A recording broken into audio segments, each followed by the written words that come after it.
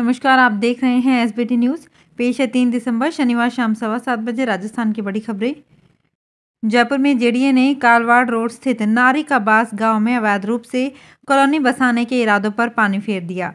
जानकारी के अनुसार जोन नंबर 12 में पार्थ सिटी के पीछे 3 बीघा कृषि भूमि पर बिना अनुमति कॉलोनी बसाई जा रही थी।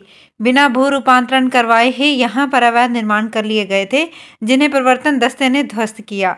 पिछले 3 साल के आंकड़ों पर गौर करें तो जेडीए अब तक 611 अवैध निर्माणों को जेसीबी की मदद से ध्वस्त कर चुका है। जयपुर कलेक्ट्रेट राजस्थान का पहला कलेक्ट्रेट परिसर बन गया है, जहां अब पेपरलेस वर्क शुरू हो गया है। यहां अब सभी फाइलों का संचालन और मूवमेंट ई फाइल सिस्टम के जरिए होगा, जिसमें सारा काम ऑनलाइन होगा और ऑनलाइन ही अधिकारियों के सिग्नेचर और टिप्पणियां होंगी। इस सिस्टम के शुरू होने से अब अधिकारी या कर्मचारी ये बहाना नहीं बना सकता है कि फाइल नहीं मिल रही। एसडीएम दिनेश कुमार शर्मा ने बताया कि राजस्थान के 33 जिलों में जयपुर पहला ऐसा कलेक्ट्रेट बन गया है जहां पेपरलेस वर्क शुरू हुआ है।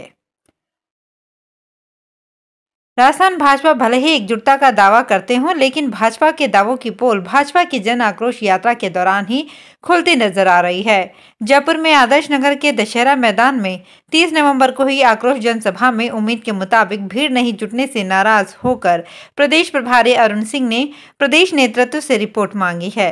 साथ ही उन नेताओं की रिपोर्ट भी देने को कहा है जिन्हें इस काम का जिम्मा दिया गया था।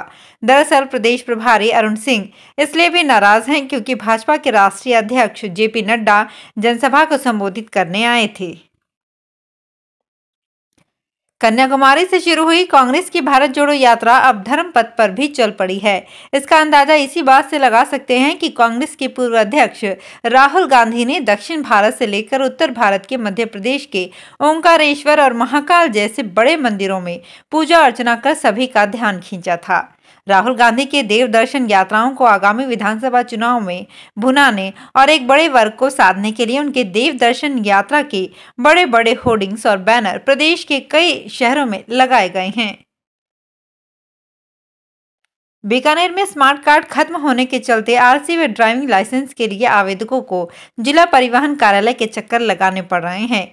1 महीने पहले जिन्होंने वाहन खरीदे थे या फिर वाहन ट्रांसफर करवा लिए थे, उन्हें रजिस्ट्रेशन कार्ड अभी तक नहीं मिले हैं।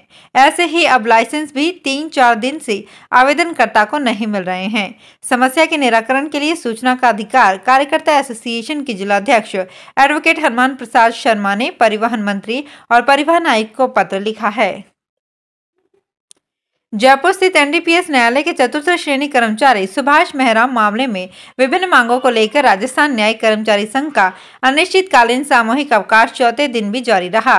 घटना के विरोध में न्यायिक कर्मचारियों ने शनिवार को सुबह न्यायालय परिसर में रैली निकाली। आंदोलनकारियों ने दोपहर में न्याय वाटिका में सुंदरकांड का पाठ कर विरोध जताया।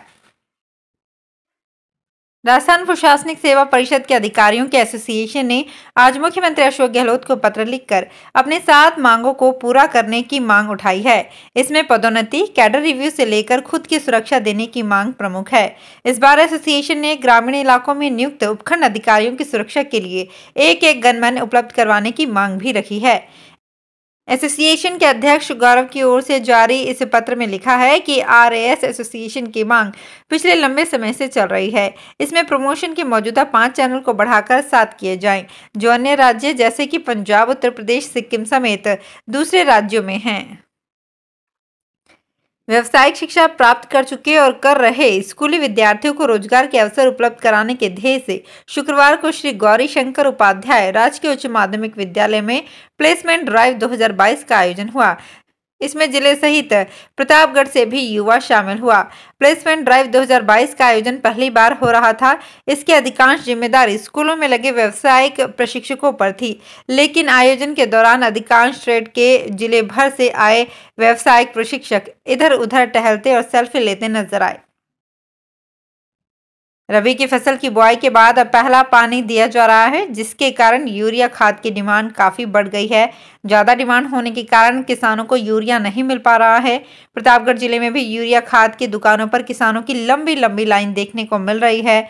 शहर की कृषि मंडी रोड स्थित माहेश्वरी ट्रेडर्स पर यूरिया खाद आने की सूचना के बाद आज सुबह 8 बजे से ही लंबी लंबी लाइनें देखने को मिली। यहाँ प्रत्येक किसान को आधार कार्ड नंबर से 1 कट्टा खाद दिया जा रहा है। जोधपुर में हैंडीक्राफ्ट बिजनेसमैन से 16 करोड़ 26 लाख की ऑनलाइन ठगी के मामले में पुलिस ने कई चौंकाने वाले खुलासे किए हैं। बिजनेसमैन को ठगों ने 50 करोड़ के नेट प्रॉफिट का झांसा दिया था। इसी लालच में बिजनेसमैन ने एक के बाद एक 100 से ज्यादा ट्रांजैक्शन किए। जब तक उसे ठगी का एहसास हुआ तब तक उसे आरोपियों ने व्हाट्सएप पर ब्लॉक कर दिया। जोधपुर के हैंडीक्राफ्ट व्यवसायी अरविंद कालानी के साथ ये ठगी हुई और पुलिस ने उन खातों को फ्रीज कर दिया है जिनमें ट्रांजैक्शन किया गया था। ये अकाउंट उदयपुर, अहमदाबाद, हैदराबाद, पुणे, कांदीवली और चेन्नई शहरों के बैंकों में हैं। राजस्थान के मुख्यमंत्री अशोक गहलोत ने कहा कि कोटा शहर पूरी तरह से बदल गया है। कोटा का ऐसा बदला हुआ स्वरूप उन्होंने पिछले 5 दशक में पहली बार देखा है। झालावाड़ जिले में चवनी के रास्ते कांग्रेस के पूर्व राष्ट्रीय अध्यक्ष राहुल गांधी की चवनी के रास्ते में प्रवेश के बाद राजस्थान में भारत जोड़ो यात्रा की कोटा और झालावाड़ में तैयारियों का जायजा लेने आए। मुख्यमंत्री गहलोत ने शुक्रवार देर शाम कोटा में नगरीय विकास एवं स्वायत्त शासन मंत्री शांति धारीवाल के ड्रीम प्रोजेक्ट माने जाने वाले चंबल नदी के तट पर स्थित रिवर फ्रंट का अवलोकन करते हुए ये बात कही। उन्होंने कहा कि वो अपनी राजनीतिक यात्राओं के दौरान पिछले 5 दशकों से कोटा आते रहे हैं, लेकिन कोटा का ऐसा नज़ारा पहले कभी देखने को नहीं मिला। तो फिलहाल इस बुलेटिन में इतना ही, फिर हाजिर होंगे कुछ और बड़ी खबरों के साथ। अगर आप भी अपने आसपास की छोटी बड़ी और महत्वपूर्ण खबरों से अपडेट रहना चाहते हैं तो सब्सक्राइब कीजिए हमारे चैनल SPT न्यूज को और प्रेस कीजिए बेल आइकन पर।